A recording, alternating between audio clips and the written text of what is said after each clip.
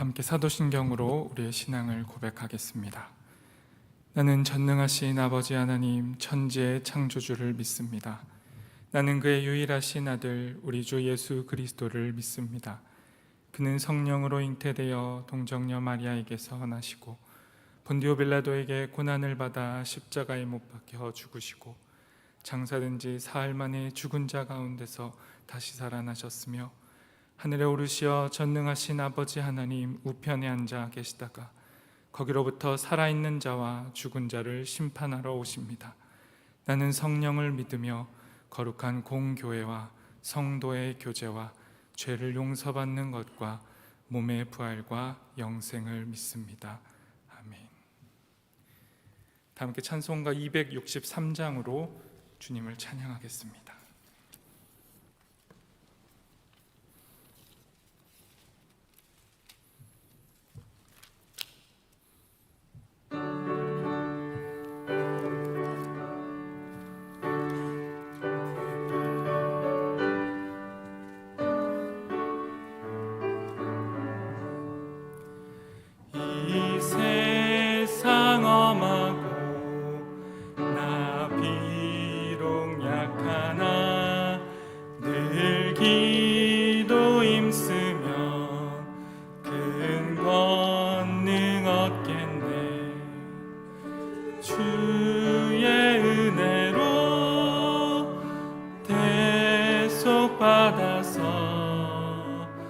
비와 같이 붉은 죄는 같이 이겠네.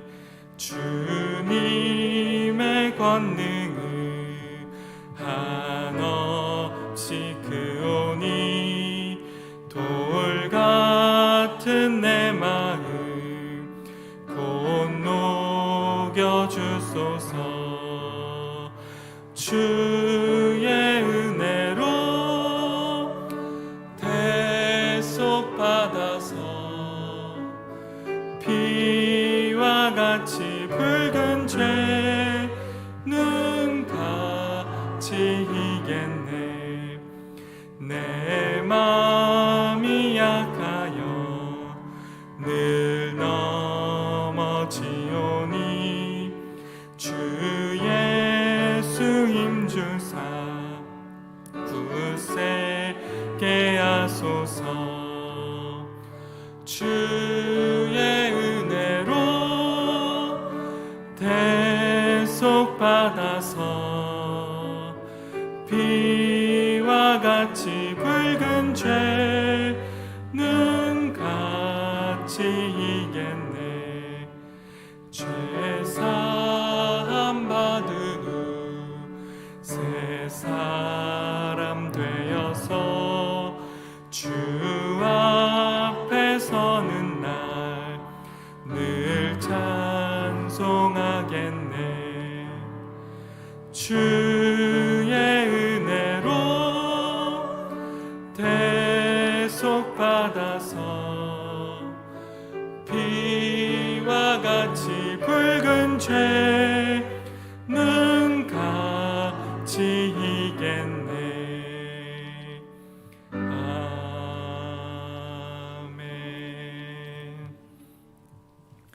오늘 우리에게 주시는 하나님의 말씀은 사무엘상 14장 24절에서 35절까지의 말씀입니다.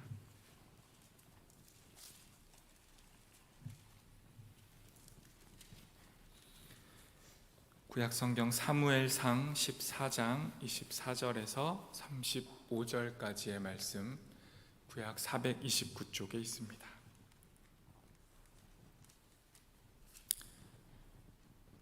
저와 여러분이 한 절씩 교독하도록 하겠습니다. 제가 먼저 하나님의 말씀을 읽습니다.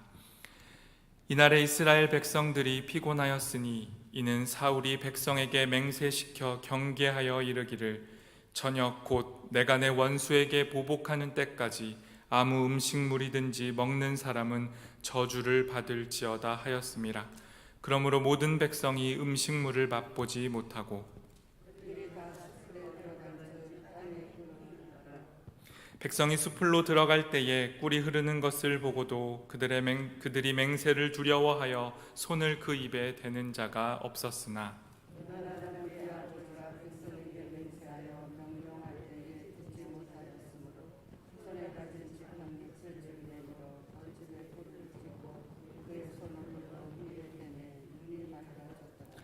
그때에 백성 중 한 사람이 말하여 이르되 당신의 부친이 백성에게 맹세하여 엄히 말씀하시기를 오늘 음식물을 먹는 사람은 저주를 받을지어다 하셨나이다.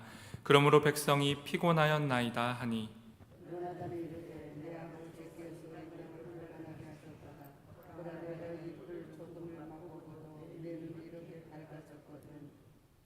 하물며 백성이 오늘 그 대적에게서 탈취하여 얻은 것을 임의로 먹었더라면 블레셋 사람을 사륙함이 더욱 많지 아니하였겠느냐.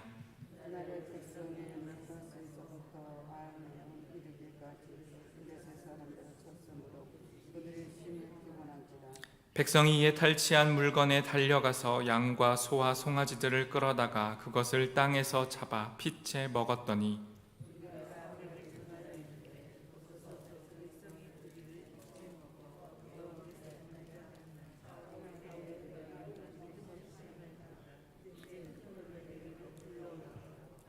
또 사울이 이르되 너희는 백성 중에 흩어져 다니며 그들에게 이르기를 사람은 각기 소와 양을 이리로 끌어다가 여기서 잡아먹되 핏째로 먹어 여호와께 범죄하지 말라 하라 하매 그 밤에 모든 백성이 각각 자기의 소를 끌어다가 거기서 잡으니라.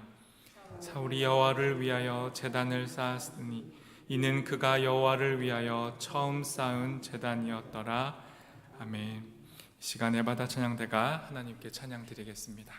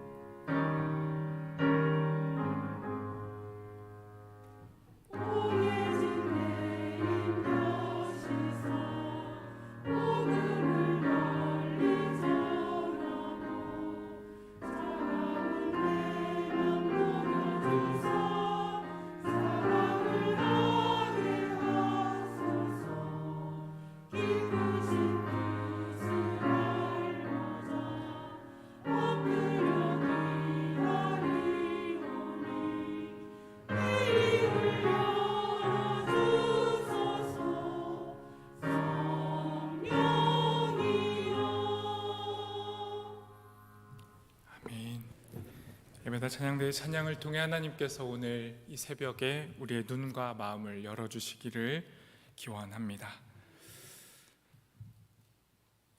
오늘의 본문은 이미 하나님의 마음에서 벗어난 사울이 계속해서 왕으로서 잘못된 선택을 하며 하나님과 사람들로부터 멀어지고 있는 모습을 보여주고 있습니다. 사울은 사사시대를 지나서 이스라엘 최초의 왕으로서 무엇보다 하나님을 왕으로 인정해야 했습니다. 누가 진짜 왕이인가, 누가 진정한 왕이인가를 묻고 또 이것을 묻고 있는 시대적 질문과 사명 앞에서 사울은 하나님이 자신이 아니라 하나님께서 왕이시라는 대답을 해야만 했습니다.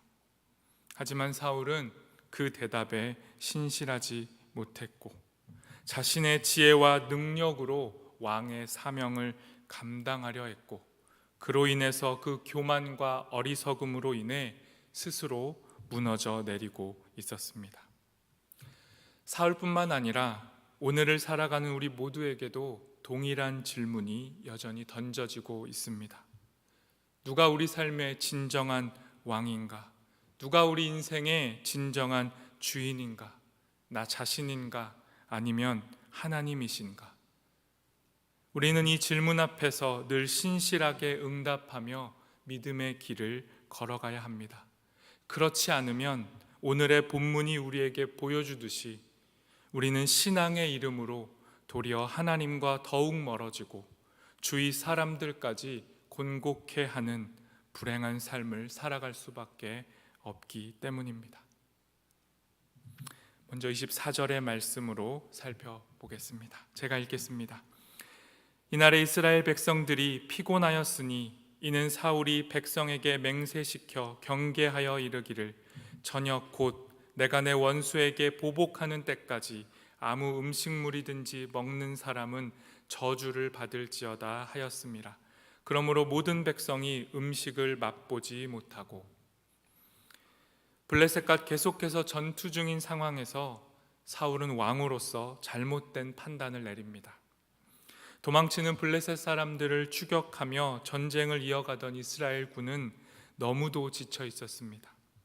그런데 이때 사울은 전혀 상황에 맞지 않는 명령을 내립니다. 내가 내 원수에게 보복하는 때까지 아무도 음식을 먹지 말라.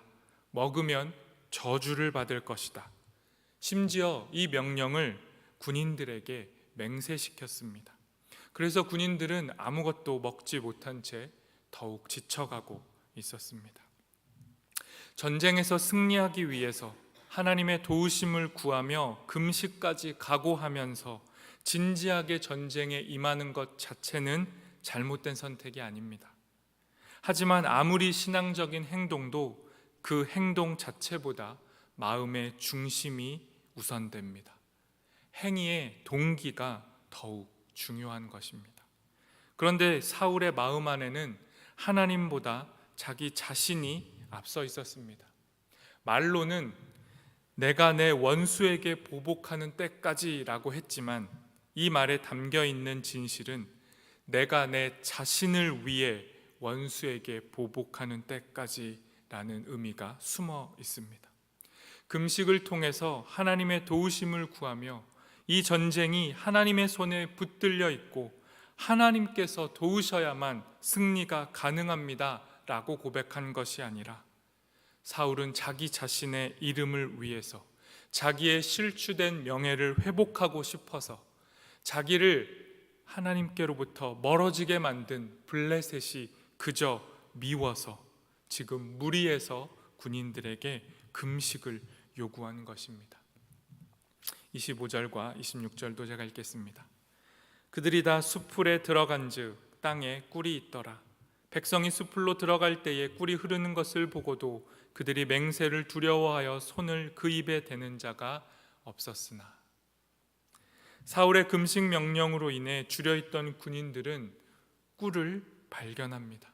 하지만 사울의 저주가 두려워서 꿀을 앞에 두고도 아무도 먹지를 못합니다.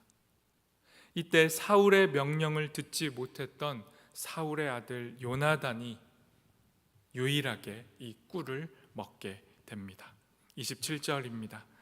요나단은 그의 아버지가 백성에게 맹세하여 명령할 때에 듣지 못하였으므로 손에 가진 지팡이 끝을 내밀어 벌집에 꿀을 찍고 그의 손을 돌려 입에 대매 눈이 밝아졌더라. 꿀을 먹자 요나단의 눈이 밝아졌습니다. 전쟁으로 인해 지쳐있던 육체의 피로가 순식간에 회복되고 생기가 넘치게 된 것입니다. 하지만 자신의 아버지 사울의 명령으로 인해 이 좋은 체력 보충제인 꿀을 눈앞에 두고도 군인들이 먹지 못한다는 소식을 듣고 요나단은 탄식하며 이렇게 고백합니다. 29절과 30절입니다. 요나단이 이르되 내 아버지께서 이 땅을 곤란하게 하셨도다. 보라, 내가 이 꿀 조금을 맛보고도 내 눈이 이렇게 밝아졌거든. 하물며 백성이 오늘 그 대적에게서 탈취하여 얻은 것을 임의로 먹었더라면 블레셋 사람을 사륙함이 더욱 많지 아니하였겠느냐. 요나단의 입술을 통해 성경은 바울이 판단과 명령을 잘못했다라는 것을 드러냅니다. 요나단은 사울이 지금 이스라엘 땅을 곤란하게 했다고 말합니다.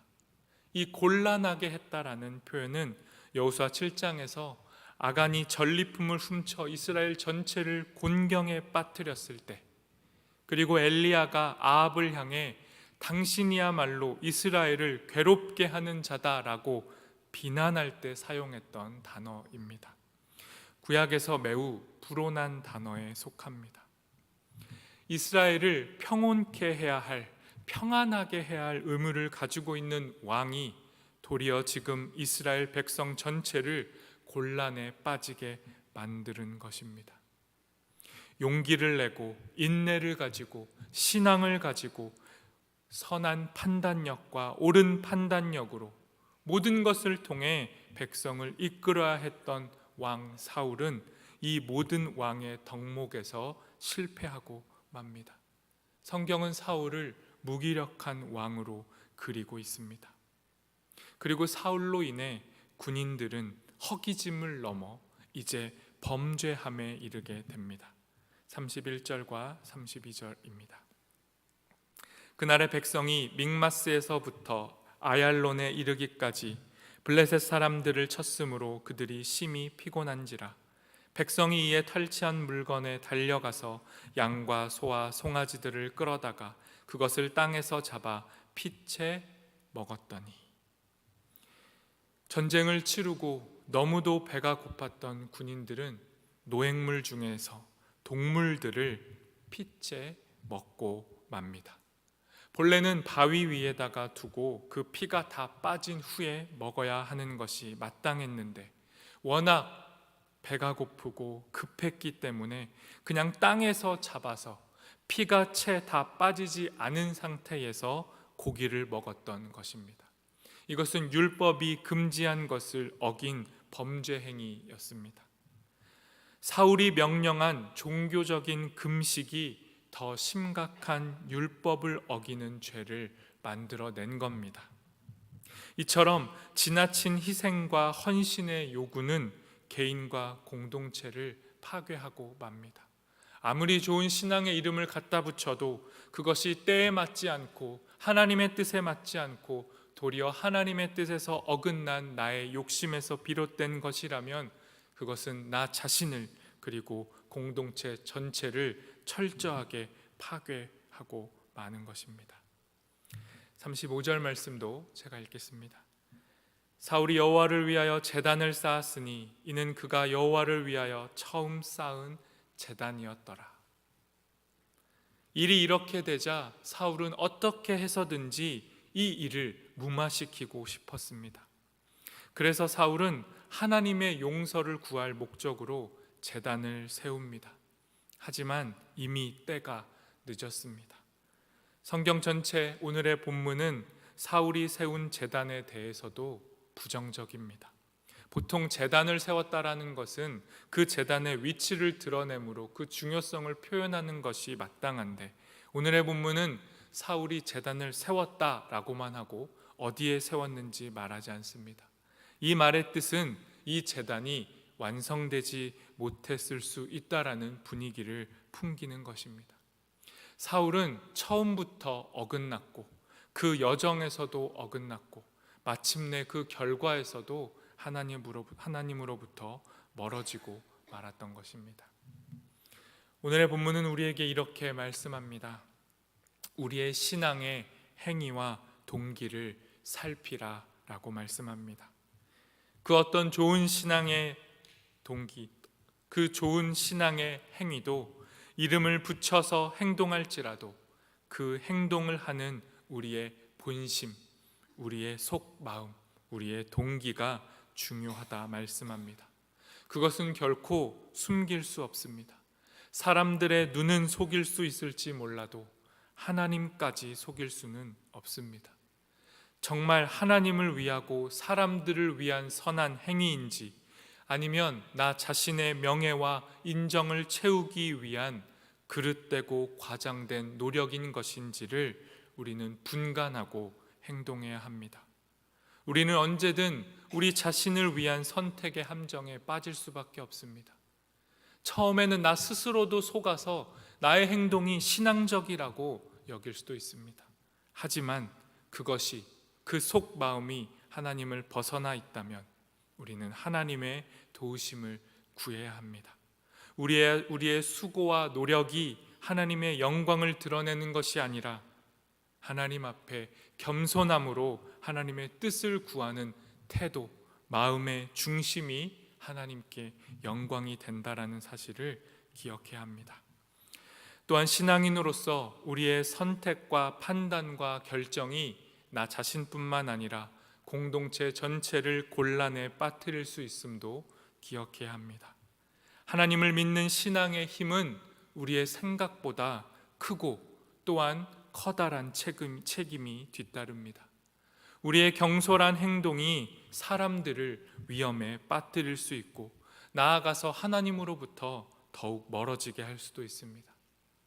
신앙의 이름으로 하나님의 영광을 가리고 기독교에 대한 혐오의 감정을 더욱 부추기는 일을 우리는 지금 가까이에서 목격하고 있습니다. 이러한 때에 더욱 깨어서 우리의 신앙의 동기와 행위의 경중을 잘 살피는 우리 모두가 되기를 소망합니다. 함께 기도하겠습니다. 이 시간 기도하실 때 하나님, 우리의 신앙의 행위의 동기를 주님 앞에서 살피게 허락하여 주시옵소서. 우리가 열심을 가지고 노력하며 아름다운 행동들을 하지만 그 선한 행동이 혹여 우리 안에 있는 거짓되고 검고 악한 동기 때문에 그 행위의 영광이 가려지지 않도록 하나님 우리의 마음을 살피게 하시고 주님의 눈으로 우리의 마음을 보게 하셔서 겸손히 주님의 영광을 위해 믿음의 길을 걸어가는 우리 되게 도와달라고 기도할 수 있었으면 좋겠습니다. 또한 우리의 선택과 행동이 우리 자신뿐만 아니라 공동체 교회 전체를 곤란하게 할 수 있음도 기억하며 주님 앞에서 신실하게 그리고 늘 깨어서 겸손하게 행동할 수 있는 우리가 되게 도와달라고 함께 기도하겠습니다.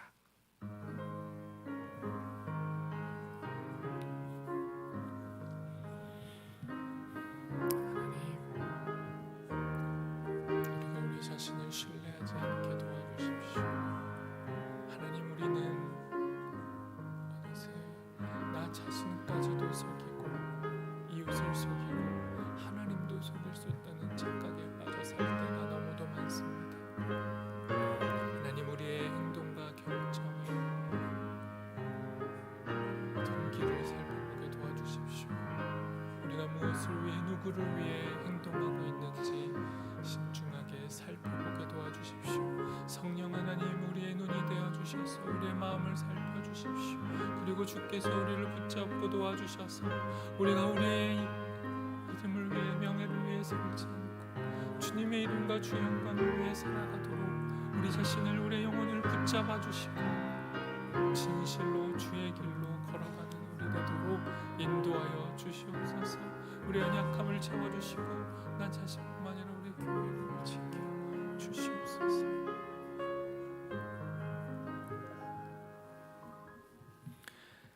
하나님, 우리 자신은 너무도 연약합니다. 하나님을 위해 하나님 나라를 위해 일한다 하지만 어느새 그 모든 행위가 나 자신을 위한 일로 변해버리기도 합니다.